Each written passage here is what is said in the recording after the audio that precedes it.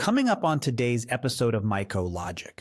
What exactly is an exposure pathway? Well, simply stated, an exposure pathway is the route that allows a contaminant to move from where it exists to where a person can encounter it.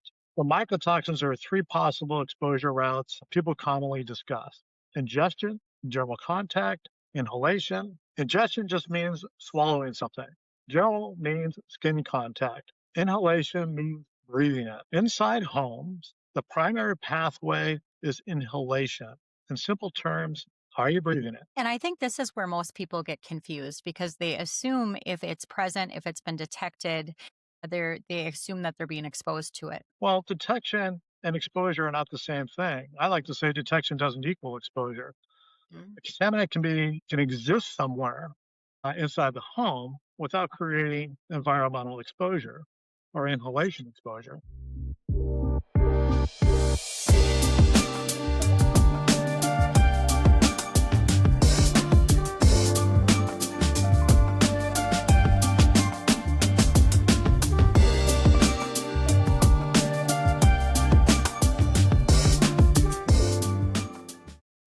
Welcome back, everyone. In our last episode, Mark and I discussed the difference between mold and mycotoxins. Although those terms are often used together, they are not the same thing and they shouldn't automatically be treated as though they're measuring the same problem. For me personally, this distinction was something I didn't understand when I first became sick. Like many homeowners, I thought mold is mold. I didn't understand that different tests could be measuring completely different things. Today, we're going to take the next step. We're going to talk about something Mark developed called the Exposure Framework. We'll discuss why he created it, what it is, and then we're going to focus on what may be one of the most important concepts in understanding environmental exposure. Are you breathing it? Mark, let's start with the exposure framework itself. Why did you create it? Well, the short answer, Andy, is because I kept on seeing the same problem over and over again. Homeowners, clinicians, mold remediation contractors, mold inspectors, indoor environmental professionals, they'd all be looking at the same home and often reviewing the same reports, yet they would reach very different conclusions. The problem wasn't always the data, the problem was interpretation. A dust sample might show something, an air sample might show something completely different, a surface sample may show contamination, and then you may have a medical biomarker that shows that the homeowner was exposed to something. Every one of those results can be accurate, but they're answering different questions. And people were comparing those measurements that were never designed to be equivalent. Let me give you an example. A homeowner may have a medical test showing exposure to mycotoxins, and then they may order an ERMI test, which measures mold DNA and dust. Those results are often compared as though they should match, but one is measuring a chemical exposure biomarker, the other is measuring a biological material in dust. They're not designed to answer the same question. So that's why I created the exposure framework, to bring alignment to understanding all these data points. I can definitely relate to that. When I was going through this process, it feels like every professional I talked to was saying something different. Some would focus on mold and moisture in the house, others were talking about what was in the dust, and then others looking at symptoms. And as a sick homeowner, you're just trying to figure out who is right. That's what the problem is, and that's why put the exposure framework to bring alignment. The framework isn't designed to tell people what to think. It's designed to help organize environmental information so that people can understand what a result actually means before deciding what to do next. So instead of asking what report is right, what the framework tries to teach you is, what is it? Are you breathing it? Where was it measured? Is it happening now? Has the concern been resolved or verification? Now, these questions follow the same structure used in environmental science, expressed in similar terms for practical decisions. So environmental science, we look at hazard, pathway, domain, timing, and verification. So, what you're saying, Mark, is that instead of trying to decide which test wins, we're trying to understand what question each result is answering. Yeah, that's right, Andy. As you and I have discussed over and over again, you need to define the question first. And once you define the question first, then the results usually make much more sense. Absolutely. Mark, before we talk about pathways, I think that we should briefly review hazards, as that was the topic discussed in our first episode. I think that's a good idea. Let's review that. When you look at mold-related investigations, there are usually two hazard classes: biological hazards and chemical hazards. Biological hazards basically include mold spores, hyphae, fungal fragments, mold DNA markers. Now, chemical hazards include mycotoxins. Those are the chemical compounds produced by some mold under certain conditions. The distinction matters because biological measurements do not quantify chemical burden, and chemical measurements do not establish biological burden. A mold investigation and a mycotoxin exposure investigation, they may overlap, but they don't answer the same question. They're not evaluating the same thing. Man, I wish that I had somebody explain that to me years ago. But when you're sick and trying to navigate these things, you just assume that every test is measuring the same problem. And that's what makes today's discussion so important, Andy, because once you know what hazard we're talking about, the next question becomes, how are people actually being exposed? So let's start there, Mark. What exactly is an exposure pathway? Well, in simple terms, the exposure pathway is the route that allows a contaminant to move from where it exists in the home to where a person can encounter it, breathe it. For mycotoxins, there are three possible exposure routes people commonly discuss: ingestion, dermal contact, and inhalation. Ingestion just simply means, are we swallowing something? Dermal means basically skin contact. And then inhalation means breathing it. So inside homes, the primary pathway most people are usually concerned about is inhalation. So in simple terms, are you breathing? I think this is where a lot of people get confused. And because something is found in the home, many people automatically assume that they're being exposed to it. Well, detection doesn't equal exposure. They're not the same thing. A contaminant can exist inside a home without creating any kind of inhalation exposure. This concept really hit home to me when you and I spoke about lead and asbestos the other day. And we spoke about how those contaminants can be present within the built environment, but the occupants aren't necessarily being exposed to those things. Asbestos, for example, where asbestos becomes problematic is when we disturb it and those particles are able to enter the breathing zone. Yeah, that's an excellent analogy. The question isn't simply, is it there? The question is, can it become airborne and reach people? So the way we describe that is source, transport, breathing zone, inhalation. That's the pathway. So the question becomes, are you breathing it? Exactly. So, Mark, that brings us to particles. And honestly, before I became sick, if somebody would have asked me about particles in the indoor space, I wouldn't have had much to say. Well, particles are really, really important to understand. We think about indoor air as an empty space. It isn't. Indoor air contains enormous numbers of particles. Most of them are completely invisible. I remember the first time somebody showed me a particle counter, and the room that we were in looked perfectly clean. There was no visible dust, no visible contamination. And they turned around the particle counter so that I could see, and I could not believe the numbers. Yeah, it's pretty amazing if you've ever used a laser particle counter. It reminds me of a story when I was teaching a mold class and I went to somebody's structure and I showed them the particle counter and I just turned it on to give them an idea what the counts would be. And all of a sudden it started beeping and beeping and beeping. There was going, oh my God, what's going on? And, I told them it was just a battery issue.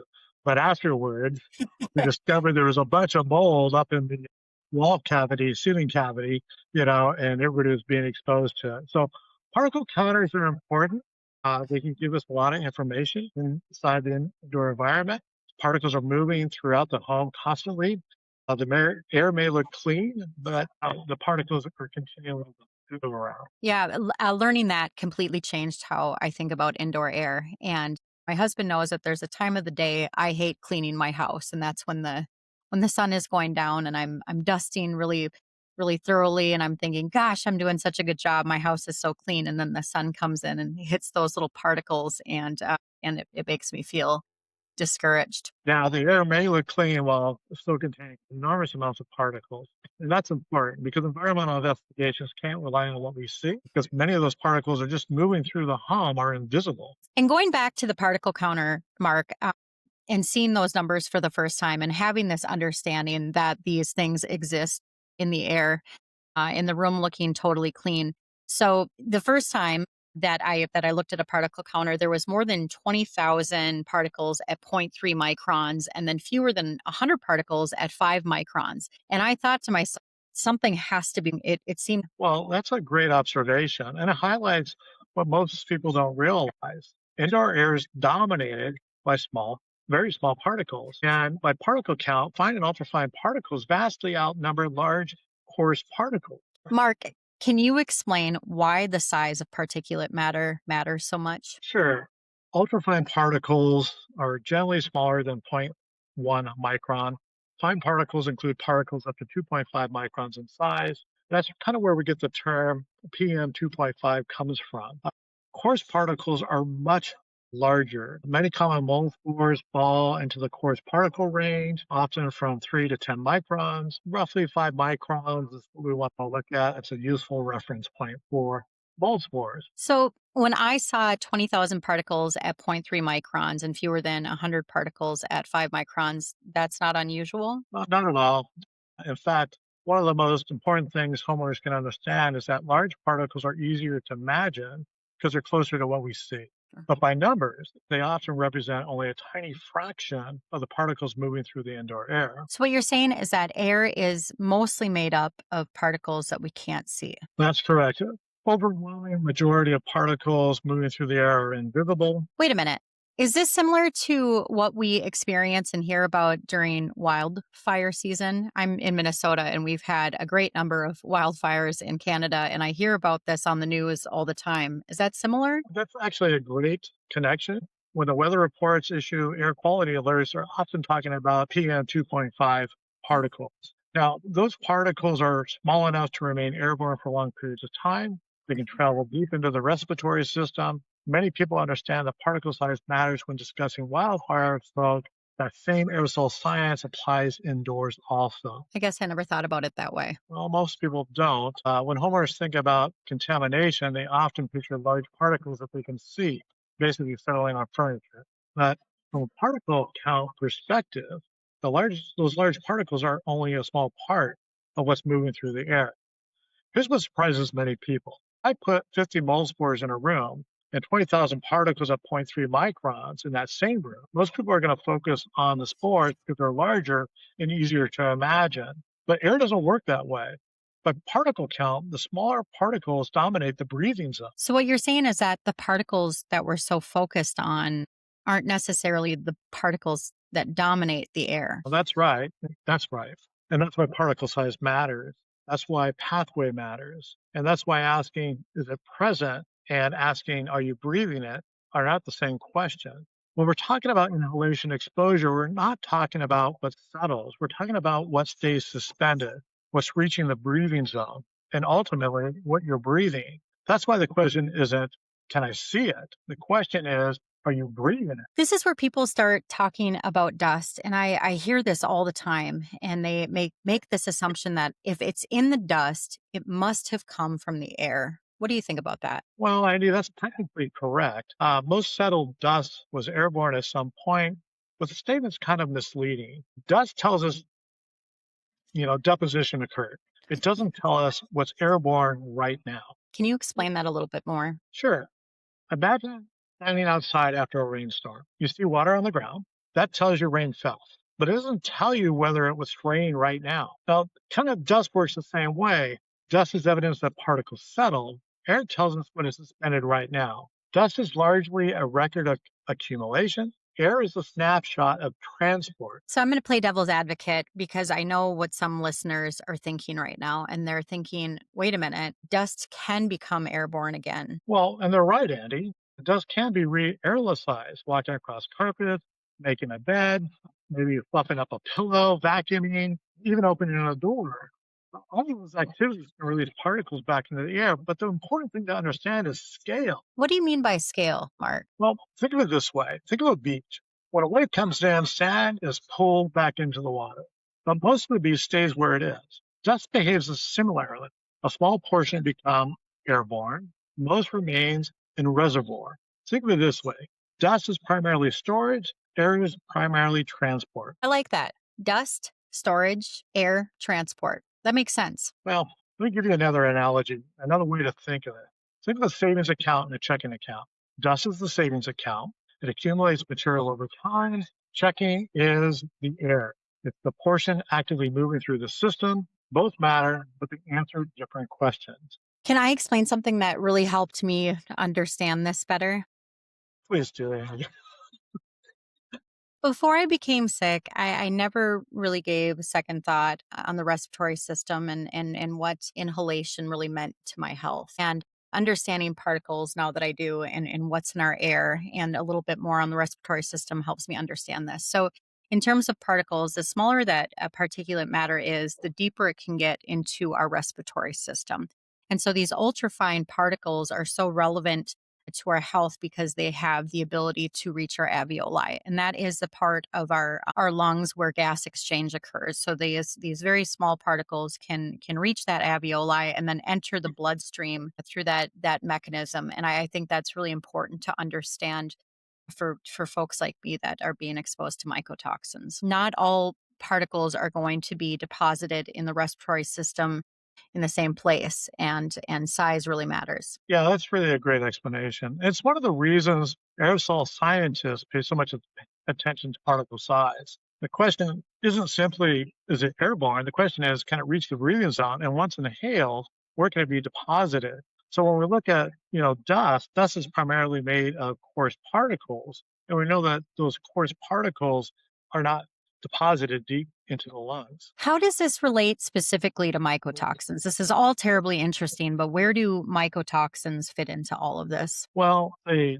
very interesting discussion to have. If we look at research, research suggests that particles associated with mycotoxins associate with fine and ultrafine particles. Those particles remain airborne longer, they move more easily through the indoor environment or through your home, and they're more likely to reach occupied breathing zones.